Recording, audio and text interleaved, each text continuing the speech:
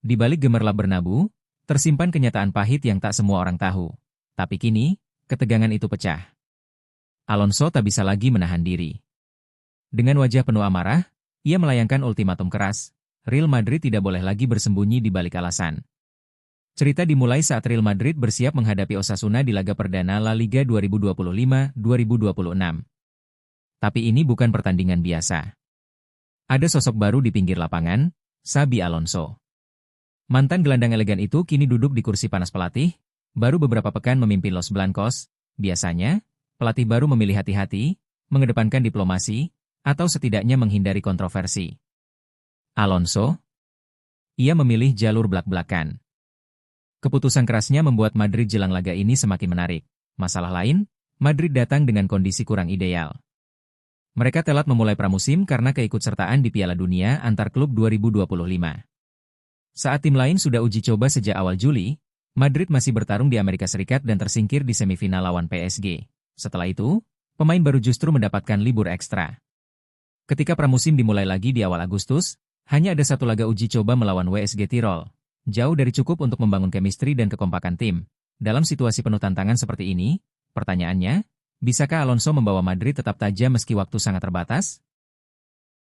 Atau apakah kadang kejayaan lahir dari keberanian mengambil risiko, bukan sekadar persiapan matang? Bayangkan, klub sekelas Real Madrid hanya punya sekitar 15 hari untuk benar-benar mempersiapkan diri sebelum menghadapi Osasuna di Santiago Bernabeu. Jelas, jauh dari ideal.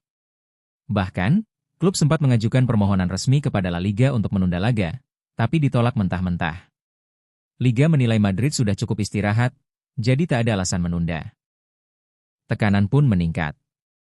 Beberapa pemain belum fit, nama penting absen, fans cemas, dan media mulai berspekulasi. Apakah Madrid akan menjadikan kondisi ini sebagai alasan jika hasil buruk datang? Disinilah Xabi Alonso menunjukkan sikap tegas.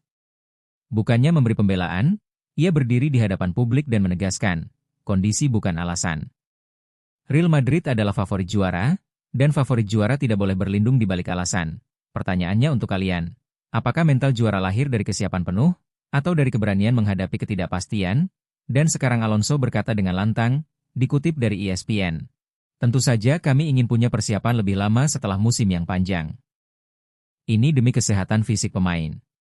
Tapi pada akhirnya, tidak seperti itu. Mau tidak mau harus diterima. Memang cuma punya 2 pekan persiapan. Tapi kami tidak mau mencari-cari alasan. Tim siap main besok. Ucapan itu terdengar sederhana, tapi maknanya sangat dalam. Alonso sedang mengirim pesan, bukan hanya ke para pemain, tapi juga ke seluruh dunia.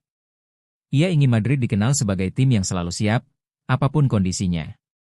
Tidak peduli telat pramusim, tidak peduli ada pemain yang absen, Real Madrid wajib menunjukkan performa terbaik sejak pekan pertama. Kalimat itu juga mencerminkan filosofi Alonso. Sebagai mantan pemain yang dikenal disiplin dan pekerja keras, ia tahu bahwa mencari alasan hanyalah tanda kelemahan. Dan kelemahan tidak boleh ada di klub sebesar Real Madrid. Kini, ultimatum itu sudah dilontarkan. Alonso sudah menegaskan sikapnya. Pertanyaannya, bagaimana respon para pemain di lapangan? Apakah Real Madrid mampu menjawab ketegasan sang pelatih dengan kemenangan meyakinkan, atau justru terjebak dalam tekanan yang ia ciptakan sendiri? Yang jelas, Alonso tidak lagi sekadar pelatih baru. Dengan pernyataan kerasnya, ia telah menunjukkan karakter. Dan karakter inilah yang akan menentukan sejauh mana perjalanan Real Madrid di bawah kepemimpinannya musim ini.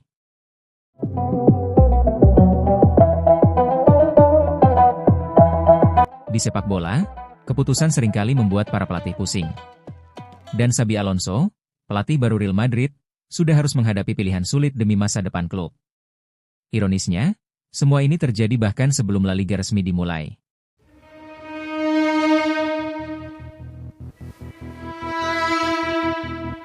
Awalnya begini, Real Madrid buka La Liga 2025-26 dengan jamu Osasuna di Bernabeu. Nah, jangan anggap ini cuma laga pembuka biasa. Buat Alonso, ini ujian pertama proyek barunya. Sebelum kesini, dia udah sempat kenalan lebih dekat sama skuad lewat Piala Dunia antar klub, plus pramusim di Valdebebas yang isinya eksperimen taktik.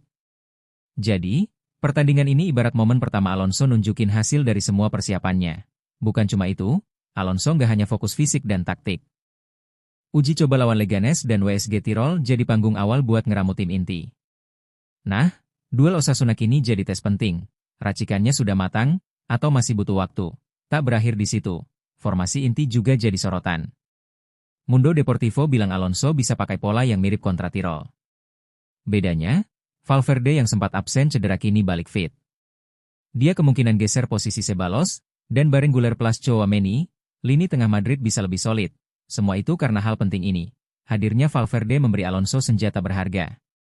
Ia bukan sekadar pemain tambahan, tetapi motor keseimbangan yang membuat lini tengah Madrid lebih hidup. Dengan mobilitas dan energinya, Valverde mampu menjaga intensitas permainan tetap tinggi. Kehadirannya menjadi variasi baru yang membuat transisi Madrid lebih cepat dan dinamis. Mungkin begitu? Tapi ini demi masa depan Real Madrid.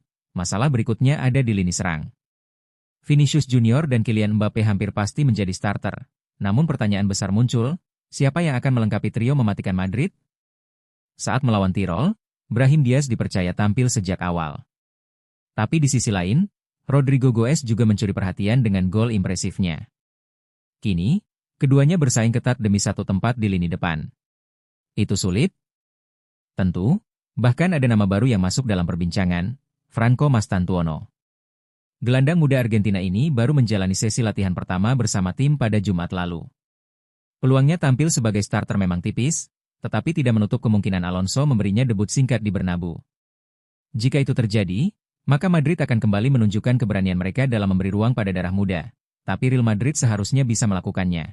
Selain lini depan, Alonso juga harus menentukan siapa yang akan mengisi posisi bek kanan. Dani Carvajal sudah kembali dari cedera panjang, namun menit bermainnya masih terbatas. Di saat bersamaan, Trent Alexander-Arnold yang baru bergabung langsung memberikan performa solid ketika melawan Tirol. Umpan-umpannya tajam, visinya berbeda, dan ia seolah menghadirkan dimensi baru dalam permainan Madrid.